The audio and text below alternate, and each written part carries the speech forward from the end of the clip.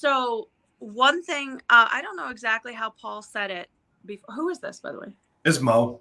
Oh, okay. So, what's up, Mo? So one thing that I get a little bit worried about is when people who don't go through our system the right way, meaning they don't like, we have people that we want. The people we want the most, I should say, are the ones who come in from whatever lead source we have. And then they do they do an appointment, they set an appointment, they come in, and then they pick something on day one. That's ideally what everyone would do. We would love that, right? So when we have people who do that, the majority of our people do. We have, again, that percentage to show that the majority of people sign up on the first day and they come in and just do everything right, right? Those are my favorites. I love those people. Those are my favorite too. If you have people who don't do that, they will go on a list, most likely just your email list, and you're going to continue to market to them. One thing to keep in mind is when you're trying to revive these lists or get these people back in, we want to make sure that we're not punishing them. We're getting them interested, but we also don't want to give them a better deal than somebody who came in and did it the right way, the way that we wish everyone would do it.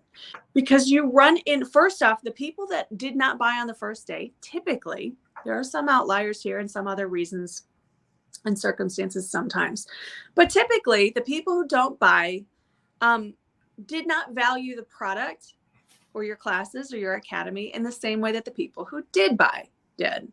So a lot of people immediately feel like I should give them a discount to get them back. But the problem is you're sort of agreeing with them that your value isn't there. If you're offering someone who said no to you first a discounted training rate, then you're saying you're right. My prices are too high.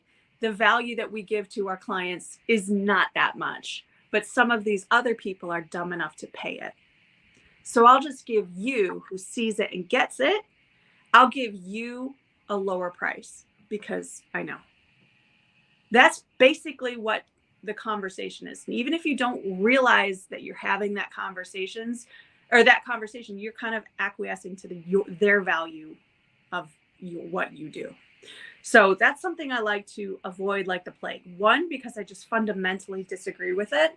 But two, because if one of your good clients finds out that you did that, they're going to get pissed because they did everything right and they're probably paying double based on the offer that you're talking about. So if I know that I came in and signed up and some other person who was a pain in the ass got what I got for half price, I would probably leave because I would just be angry about it. So that's something that when we talk about different ways to kind of engage our list, you can engage the list with offers, but they shouldn't be a huge price cut. They should be something like a shorter term or a kind of special thing, like a clean slate program. Hey, listen, if you're a former client and maybe they went delinquent for a time, we're not going to ask you to like catch up before you come in. We're going to ask you to clean slate. We're going to start you right back off where you were. And just like nothing ever happened. That's kind of one of the offers that revives a slower or colder, like former list.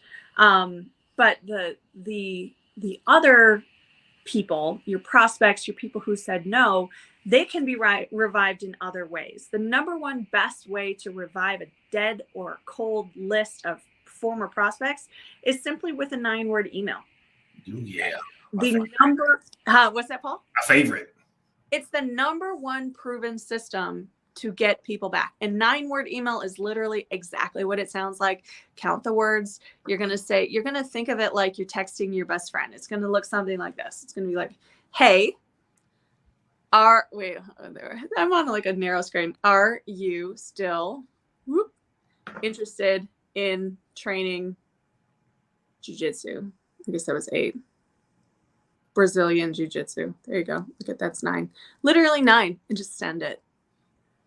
That's all you have to do. Don't put a signature. Don't make it a flashy one. Don't even worry about it. They're going to actually be able to see that entire email in the summary because as we know, summaries are 2 lines now. So they'll be able to see the whole thing and they'll respond yes or no. You will get, there is not an email that you will send, in my opinion and in my experience, that will get you more reactions than that 9-word email. Would you agree, Paul? 100%. Yeah. I love the 9-word and or text too. And it helps clean up the list. If people are like, oh, I'm not interested. Cool. Later. Awesome.